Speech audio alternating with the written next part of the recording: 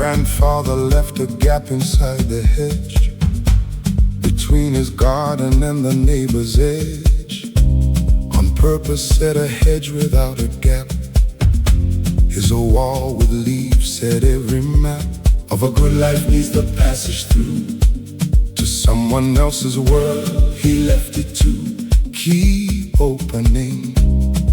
Some gaps are cut deliberately for the living.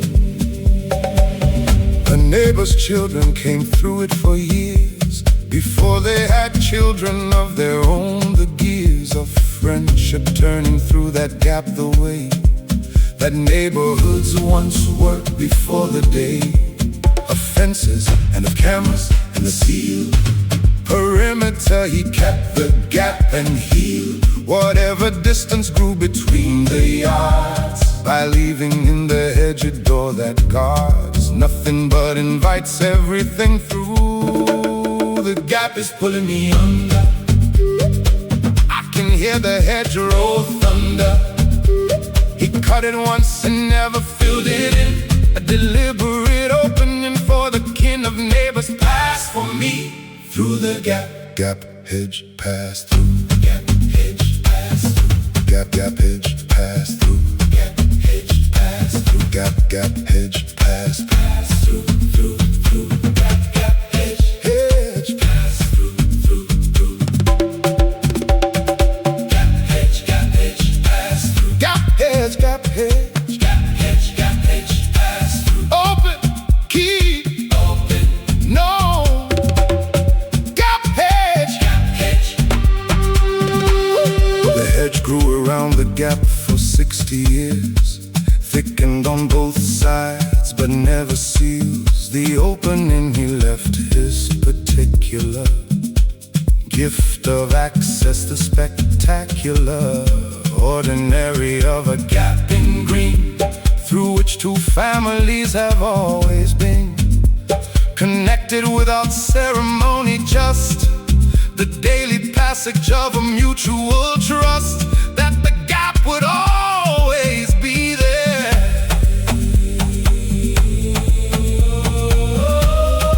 They say the dead release the choices that they made for others, but my grandfather left a gap that two families still pass through. I do not need the hedge to stay exactly as he cut it. I only need the gap to still be there between the two gardens. Between the two gardens. Trust the deliberate opening. Two gardens. My grandfather left a gap inside the hedge, between his garden and the neighbor's edge. Cutting once and leaving it for good. A door in green, the way a neighbor should. Oh, two families still passing through it now. Children of the children knowing how. Leave your mark. We are still passing through. The hedge is still thick. The gap is still his cut. The hedge remembers everybody that came through without a knocking.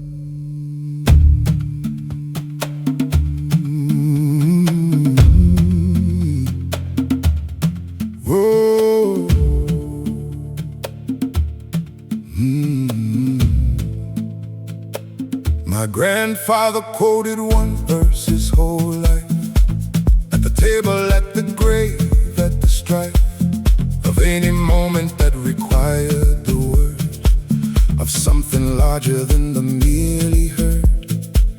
In conversation he would quote the same verse slightly wrong, the chapter and the name. Keep quoting.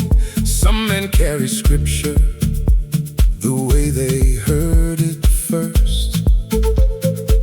My father looked it up once, found the real version sitting next to what the feel of my grandfather's version had become.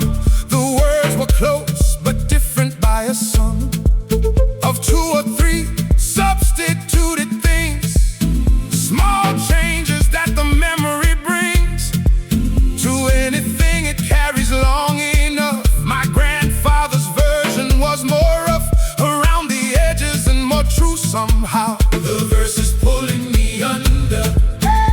I can hear the misquoted thunder. 60 years of quoting it just wrong, enough to make it more entirely his own song. Quote from me the way you heard it first.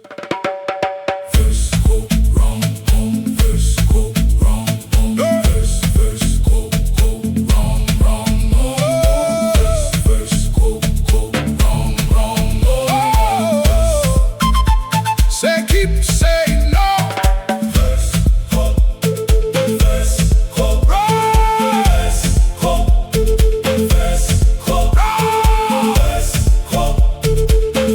Say, keep saying no.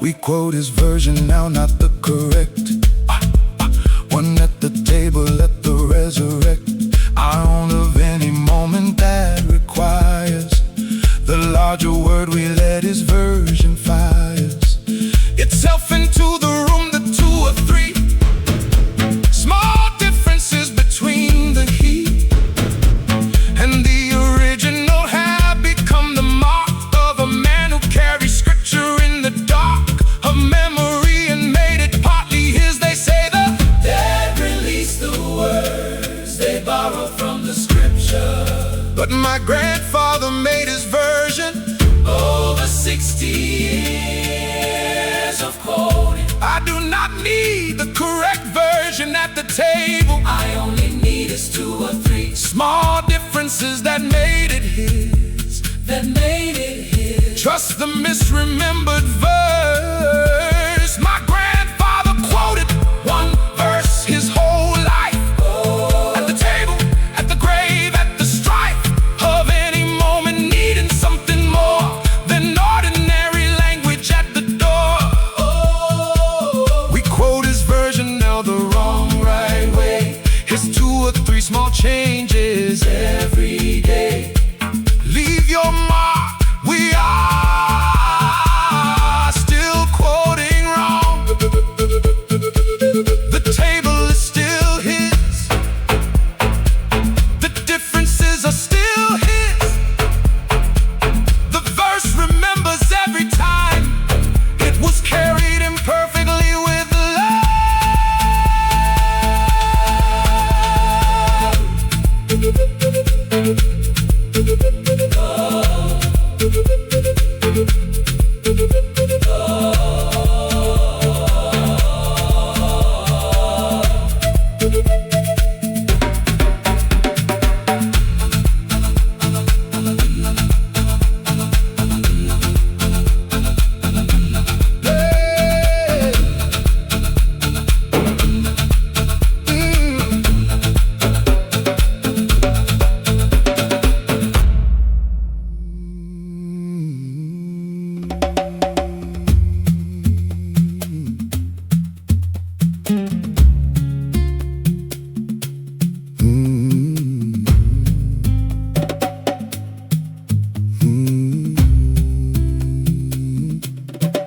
My grandmother sang to sick things low, particular hum that seemed to know the frequency of fever and of pain. She sang it to the children in the rain, of illness and to plants that would not thrive, and once to a bird she found alive. Keep humming some songs of medicine before medicine was. She never named the song or said where it had come from, just that it arrived to sit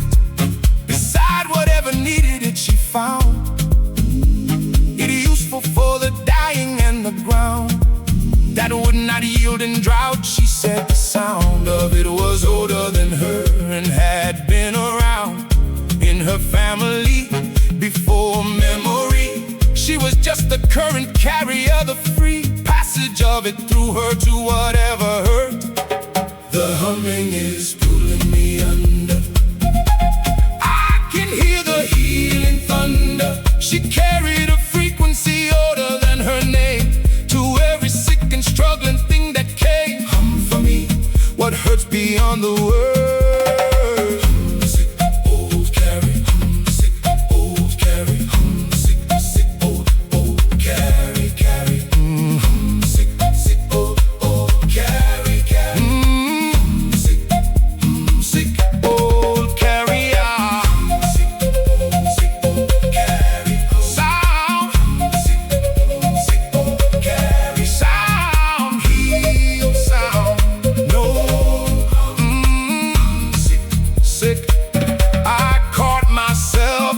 Last winter, beside my son's bed, through the splinter of a fever night, not knowing I had started, not knowing where the sad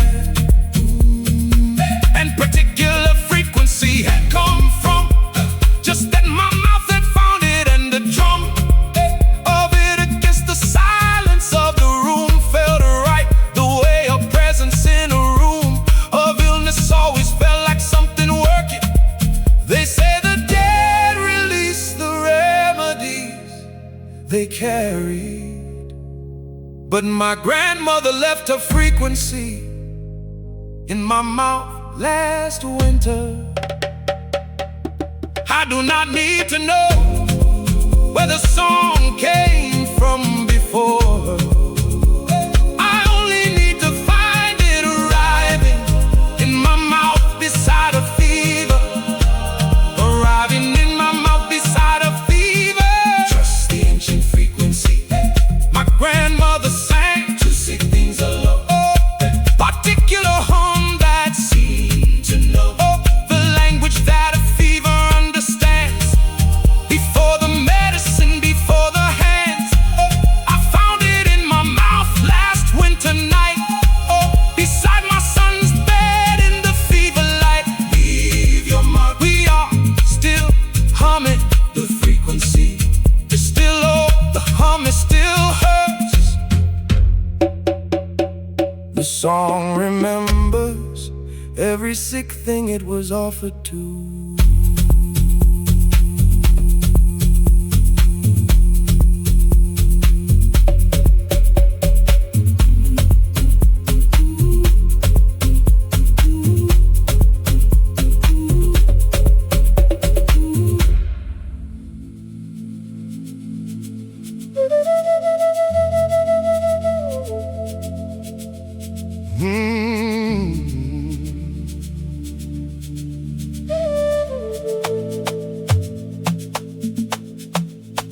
There was a drawer inside the bedside table.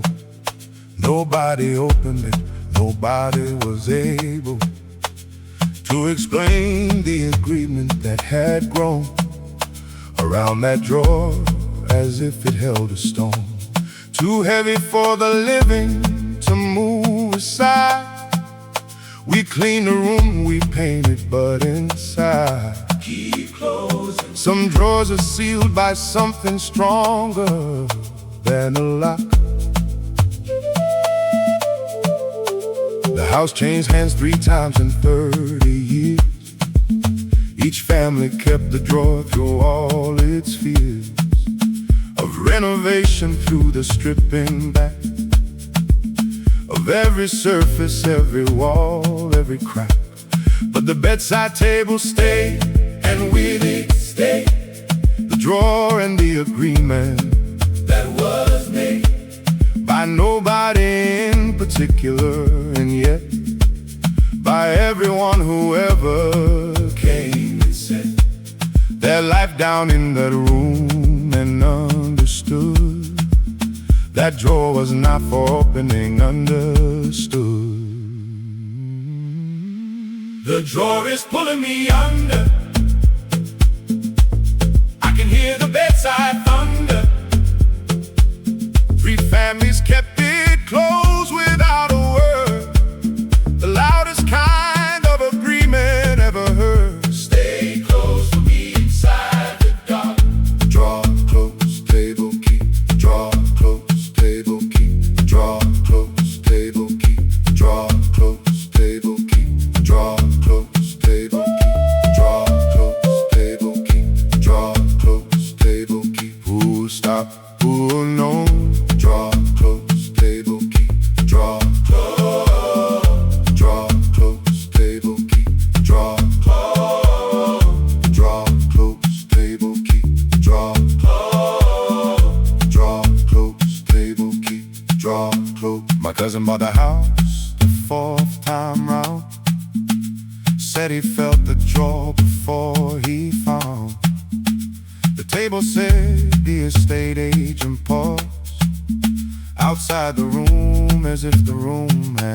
door. Said something in the air, suggestively. That particular piece of furniture, believe me, told the agent I will take a table and whatever it holds for the sake of something I cannot explain to you, but that I recognize as something true. They say the dead release the fiend, but that troll kept it secret through 4 families. I do not need to know what is inside it. I only need to keep the agreement going. Keep the agreement going. Trust the closed drawer. There was a drawer inside the bedside table. Oh, nobody opened it. Nobody was able. Holding something 3 families agreed was not for them, was not their right to read. My cousin bought the house and kept it shut, feeling what the rest of us had felt. Leave your mark, we are still frozen. The table is still there, the agreement is still holding. The drawer remembers every hand that almost opened it. The drawer is pulling me under. I can hear the bedside thunder.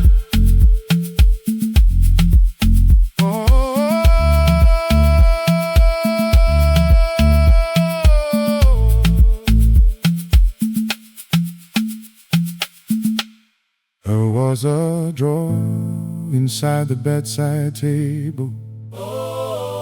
Nobody opened it, nobody was able. Holding something 3 families agreed was not for them, was not their right to read. My cousin bought the house and kept it shut, feeling what the rest of us had felt. Leave your mark, we are still closing. The table is still there, the agreement is still holding. The drawer remembers every hand that almost opened it. The drawer remembers every hand that almost opened it. We are still closing.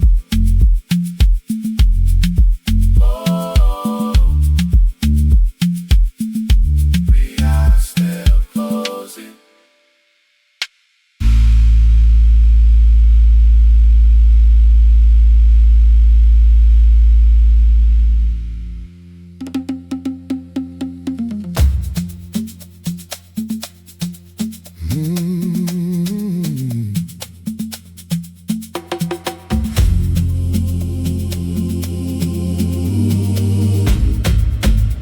More stone church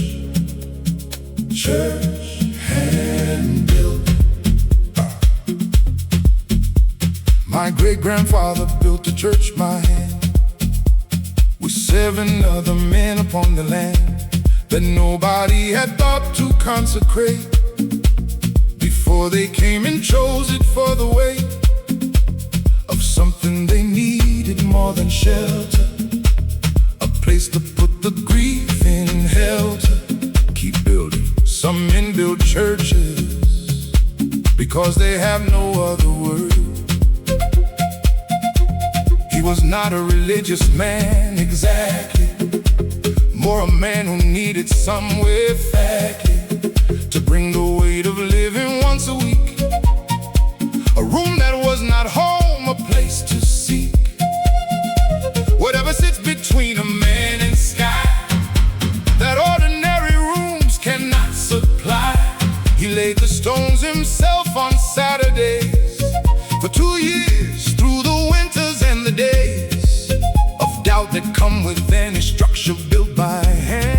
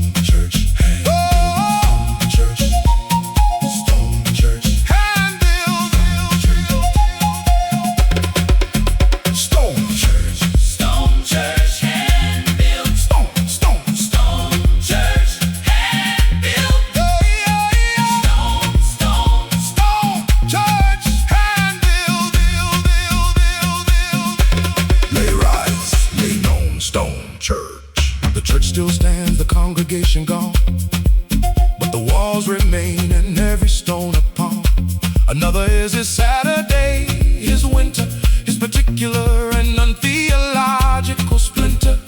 A faith in something worth the building worth, the cold knees and the mortar and the birth of something permanent above the field.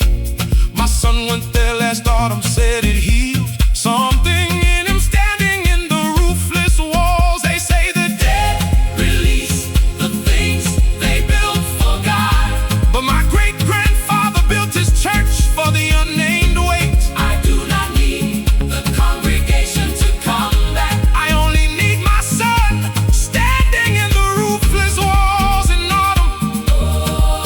In the roofless walls in autumn. Trust the Saturday stone.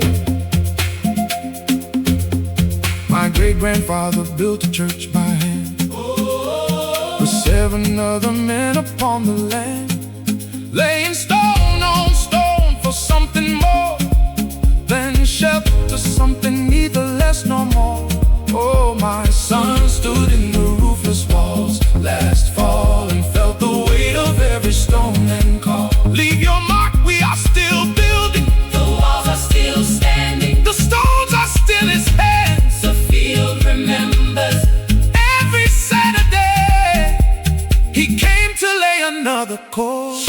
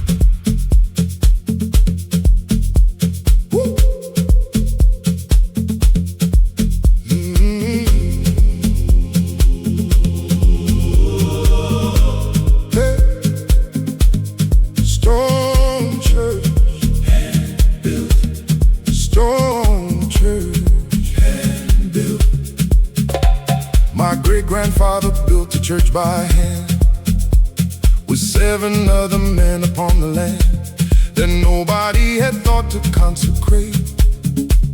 Before they came and chose it for the weight of something they needed more than shelter, a place to put the grief in helter. Keep building.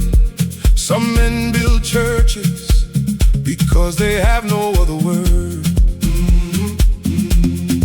He was not a religious man exactly, more a man who needed somewhere factly to bring the weight of living once a week, a room that was not home, a place to seek whatever sits between a man and the sky that ordinary rooms cannot supply. He laid the stones himself on Saturdays for 2 years, through the winters and the days of doubt that come with any structure built by hand. The church is pulling me under. I can hear the stone wall thunder. 2 years of Saturdays he laid the rock of something he could not name around the clock. Build for me, what can I be named? Stone church, hand built, stone church, hand built, stone church, hand built, stone church, stone church, hand built, stone church, stone church, hand built. Lay, rise, lay, no stone church, rise, lay, no stone church.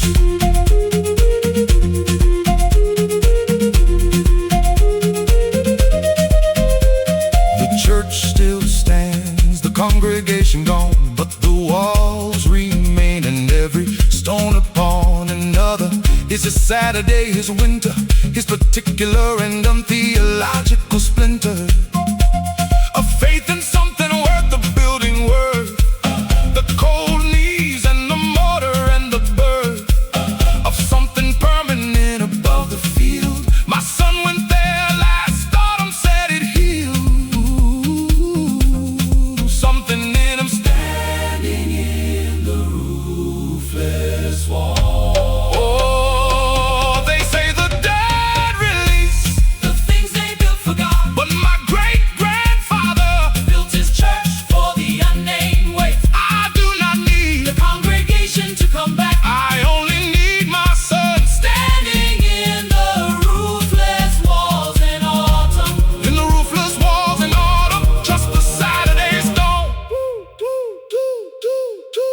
My great-grandfather built the church by hand, with 7 other men upon the land, laying stone on stone for something more than shelter, something neither less nor more. Oh, my son stood in the roofless walls last fall and felt the weight of every stone and call. Leave your mark, we are still building. The walls are still standing, the stones are still his hands.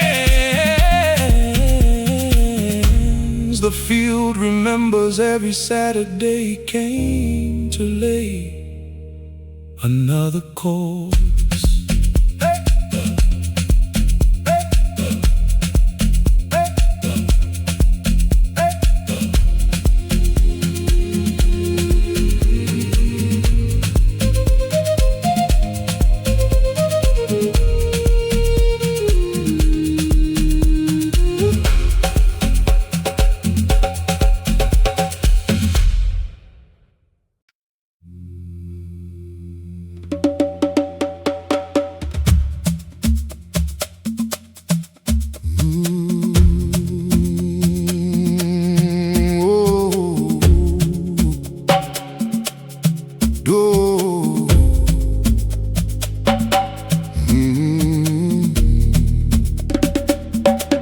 My grandfather had a way of saying goodbye that nobody has managed to apply to any subsequent farewell since then.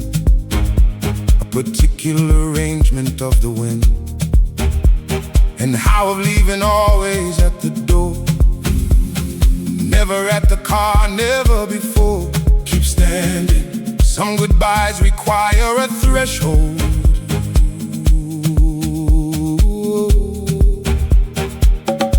He would not wave from windows, would not call from the driveway, just stood in the hall doorway until the car had disappeared around the bend, as if the leaving feared abandonment if he went in too soon.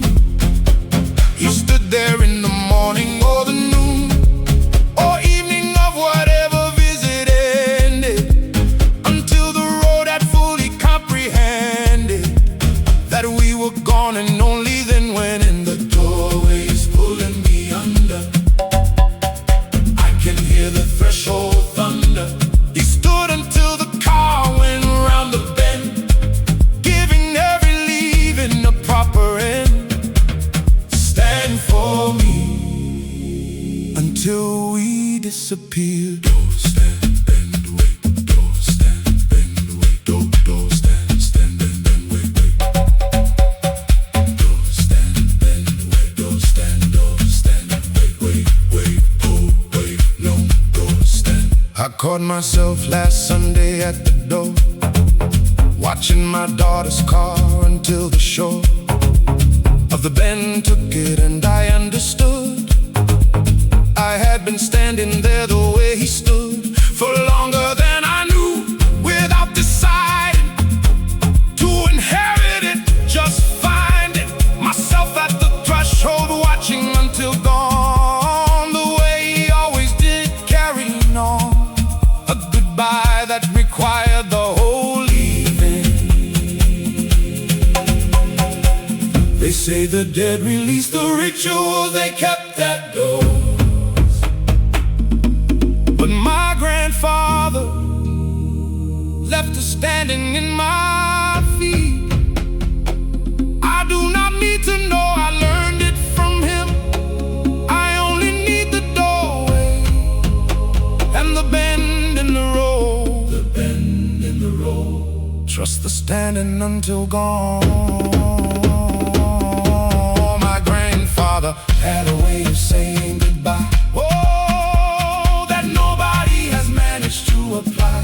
Standing at the door until the car went round, giving every leaving its particular ground. Oh, I stood at my door last Sunday without knowing, watching until my daughter stopped showing. Leave your mark, we are still standing at the door. The threshold is still his, the bend is still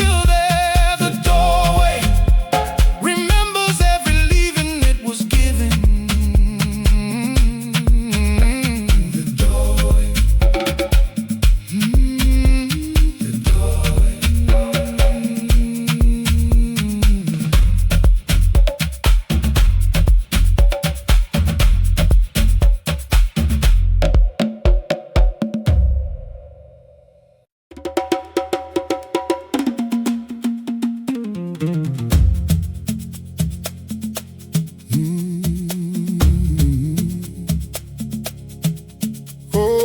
stand, bend, wait. My grandfather had a way of saying goodbye that nobody has managed to apply to any subsequent farewell since then. A particular arrangement of the wind, and how of leaving always at the door, never at the car, never before. Keep standing. Some goodbyes require a threshold. He would not wait from windows, would not call from the driveway, just stood in the hall doorway until the car had disappeared around the bend, as if the leaving feared abandonment if he went in too soon. He stood there in the morning or the noon or evening of whatever visit ended, until the road had fully comprehended that we were gone, and only then went in. The doorway is pulling me under. I can hear the threshold thunder. He stood until the car went round the bend, giving every leaving a proper end. Stand for me until we disappear. Door, stand, bend, wait. Door, stand, bend, wait. Door, stand, bend, wait, wait, wait. Door, stand, bend. Door, stand, yeah. Door, stand, bend, wait. Wait, oh, wait, no.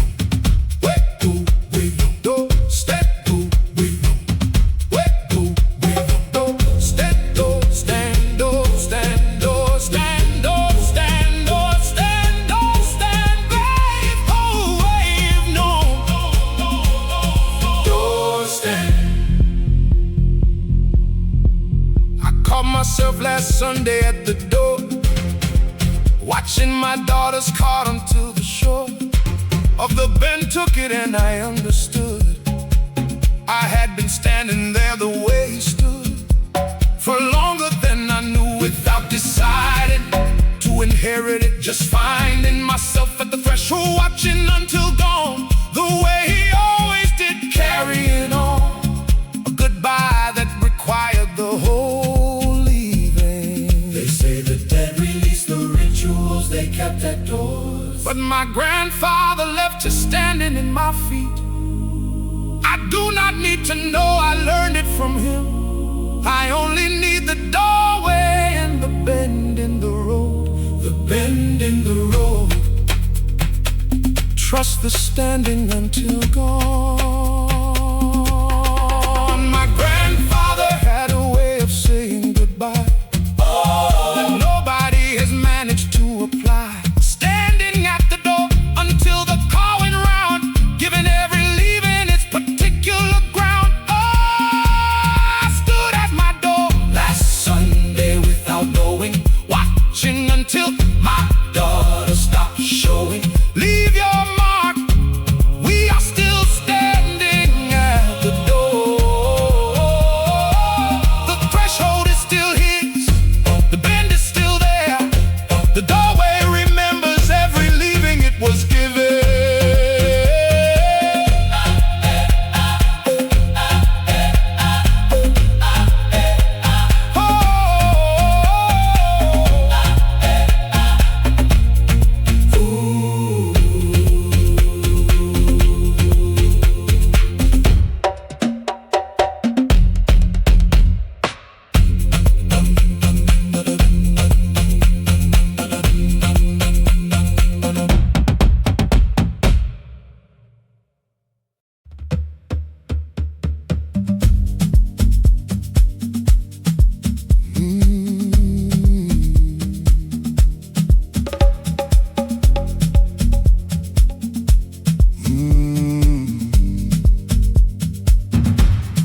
Father made pancakes every Sunday morning, without announcement, without any warning.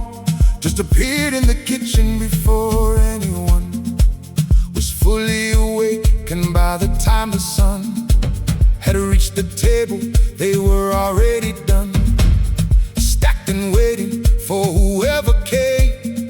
Keep making. Some rituals ask for nothing in return. He had a particular and heavy pan, blackened from the years, the only man in the house who used it said a pan like this takes decades, said you cannot plan. The seasoning you have to earn it slow, through years of Sunday mornings letting go of any other pan. He said this one knows what it is for. By now he spun the batter thin across the blackened base. The pan is pulling me under. I can hear the Sunday thunder. Every week the same blackened surface gave whatever the batter needed in the nave of a kitchen that became a church on Sundays. Pan better Sunday make pan better Sunday make pan better Sunday make pan better Sunday make pan better Sunday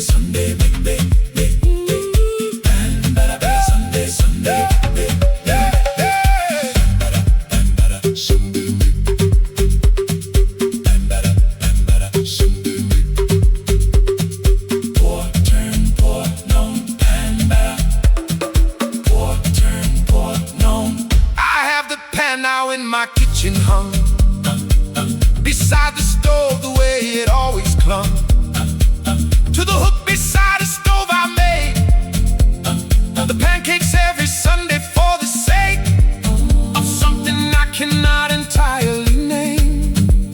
The children come before I call them sane, as we did drawn by something in the air of Sunday morning batter and the rare particular smell of a blackened pan earning its keep. They say the dead released the kitchens that they fed us in, but my father left his Sunday in a blackened pan. I do not need the recipe to be exact. I only need the pan on the hook and the children coming before I call. Coming before I call. Trust the blackened pan. My father made pancakes every Sunday morning, without announcement, without any warning, appearing in the kitchen before the light had fully found the house, had found its right. My children come now drawn by the same smell, the pan still knowing what it does so well. Leave your mark, we are still making them. The hook is still is, the pan is still black. The Sunday morning remembers every batter he poured into it.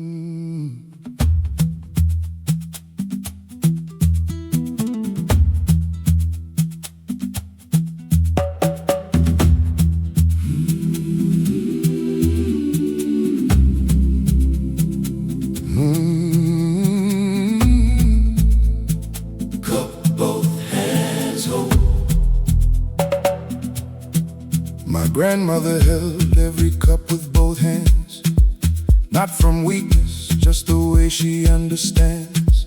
A hot drink as a thing requiring full attention, both palms cupped around the pool of warmth. She gave it her complete regard. No handle, just the ceramic heart. Keep holding. Some people teach you how to receive warmth.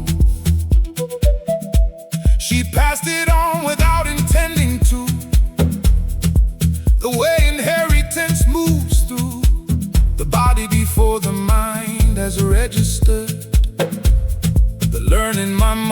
discovered herself doing it one winter morning, both hands around a cup without a warning that she had picked it up from watching years of someone else hold warmth against the fears of cold and ordinary winter morning. The cup is pulling me under, I can hear the two hands thunder, both palms against the ceramic every time, a way of holding warmth that crossed the line of generations without being taught. Cup, both hands hold, cup, both hands hold, cup, both hands hold, cup, both hands hold.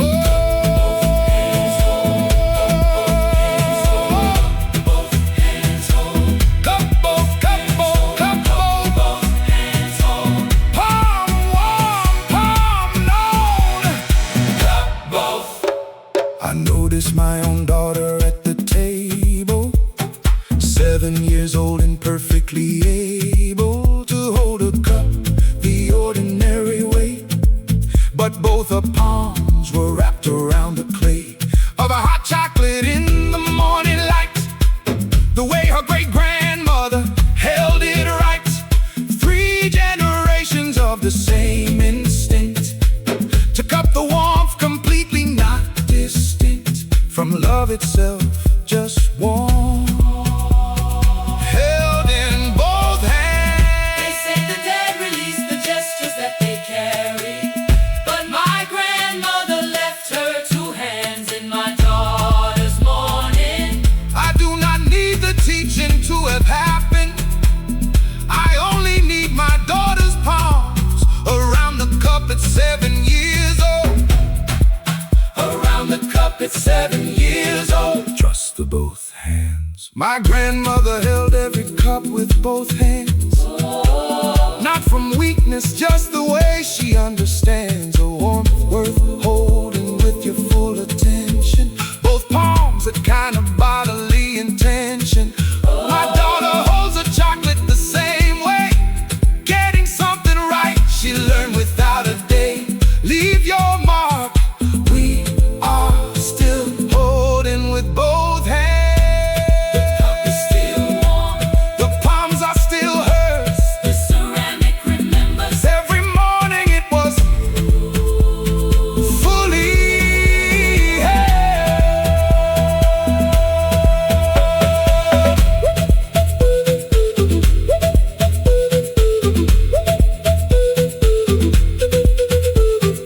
Cup, both hands hold. Both hands hold.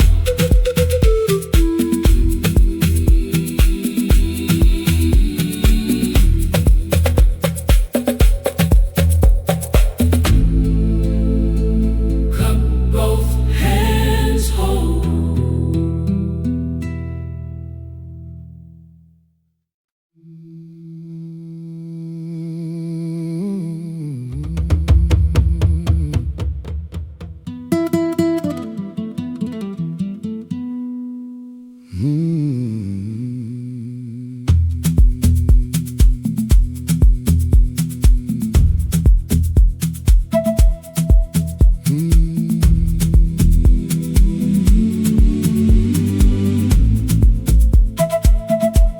oh.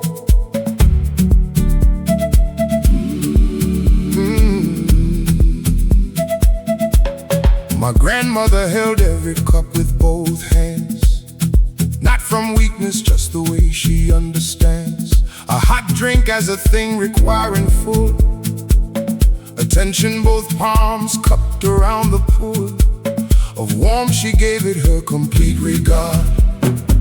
No handle, just the ceramic heart. Keep holding. Some people teach you how to receive warmth. She passed it on without intending to, the way inheritance moves through the body before the mind has registered.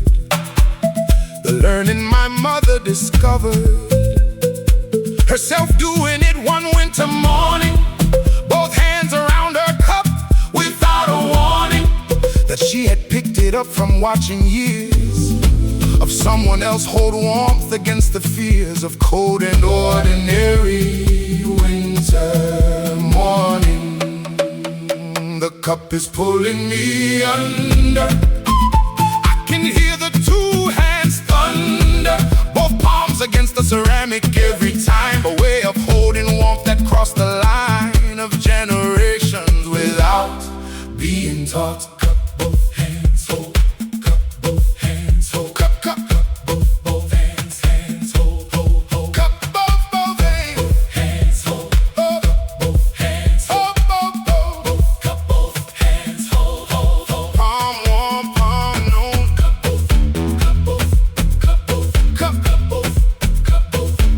both. I noticed my own daughter at the table, 7 years old and perfectly able to hold a cup the ordinary way. But both her palms were wrapped around the clay of her hot chocolate in the morning light. The way her great-grandmother held it right. 3 generations of the same instinct to cup the warmth completely not distinct from love itself, just warmth held in both hands. They say the dead release the gestures that they carried, but my grandmother left her 2 hands in my daughter's mourning. I do not need the teaching to have happened. I only need my daughter's palms around the cup at 7 years old. Around the cup at 7 years old. Trust the both hands. My grandmother held every cup with both hands. Not from weakness, just the way she understands. A warmth worth holding with your full attention. Both palms are kind of bodily intention. My daughter holds a chocolate the same way, getting something right she learned without a day. Leave your mark. We are still holding with both hands. The cup is still warm, the palms are still hers. Ceramic remembers every morning it was fully held.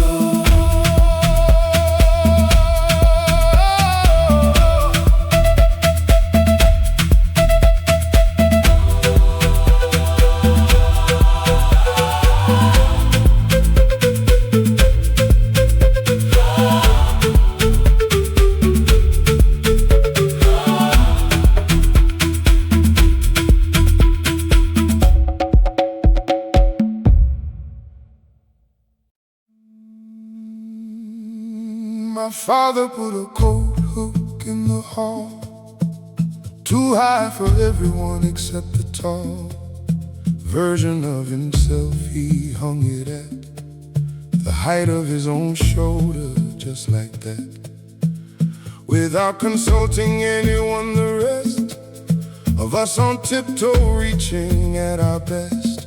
Keep reaching. Some men build the world to fit themselves without knowing. We complained for years about the hook. He listened with a particular look of someone hearing something they consider settled. Said it is where a hook should be. Said if you cannot reach it, grow. He laughed. The way he laughed at his own jokes, the craft of it entirely lost on him. The hook stayed where it was for 30 years. We took to hanging things on lower handles instead. The hook is pulling me under. I can hear the hallway thunder, too high for everyone except the man who put it there according to the plan of his own shoulder. Reach for me. Hook high reaches. Hook high reaches. Hook high, high. Reach his. Hook high. Hook high. Hook high. Reach his. Stretch, hang, stretch.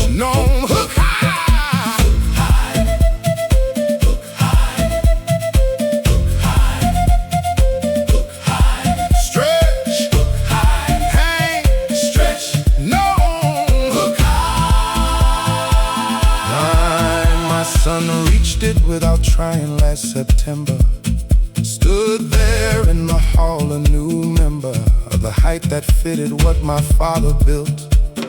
Without the reaching and without the guilt of tiptoe, he just hung his coat and walked away into the kitchen, and I talked to no one in the hall for a full minute, standing at the hook with something in it that was both the loss and the continuation.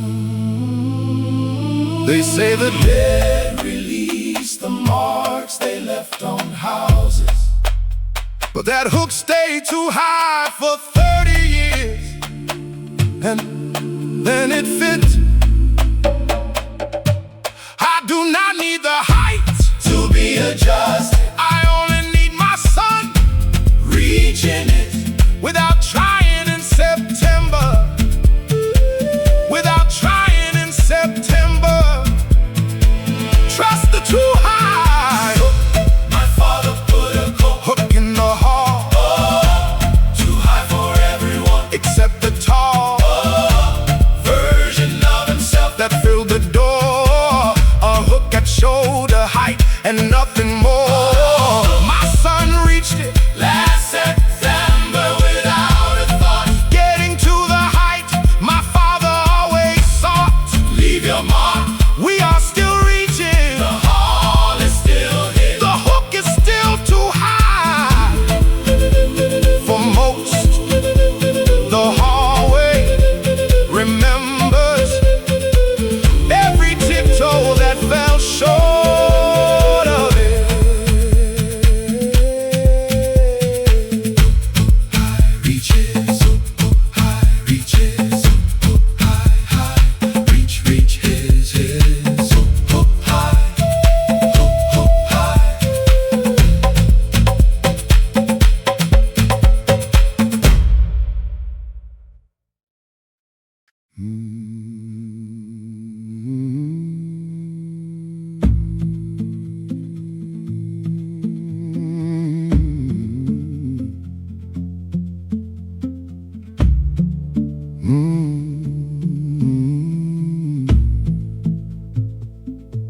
My father put a coat hook in the hall, too high for everyone except the tall version of himself. He hung it at the height of his own shoulder, just like that, without consulting anyone. The rest of us on tiptoe, reaching at our best, keep reaching.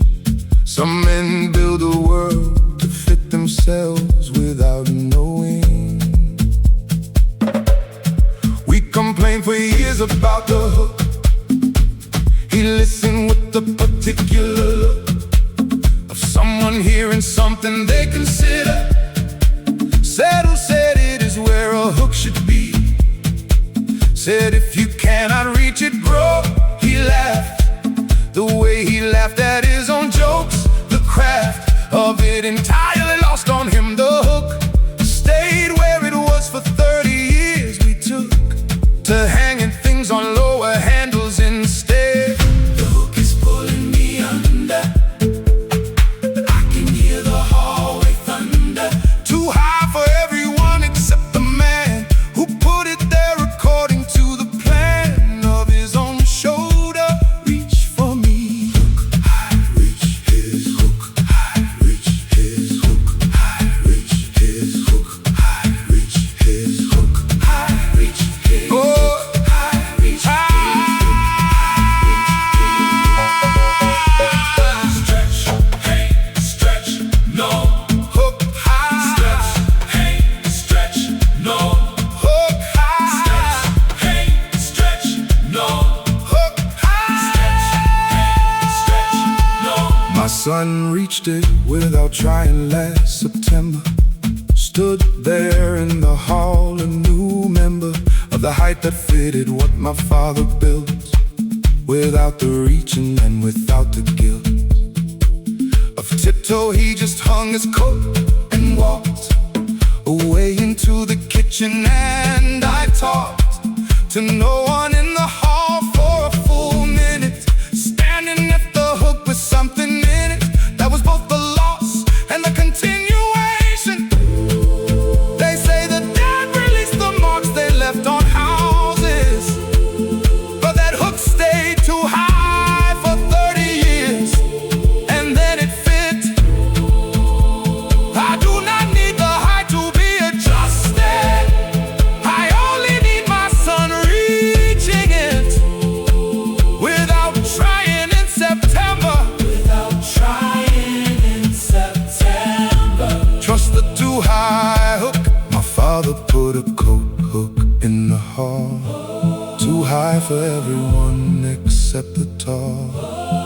version of himself that filled the door. A hook at shoulder height and nothing more. My son reached it last September without a thought, getting to the height.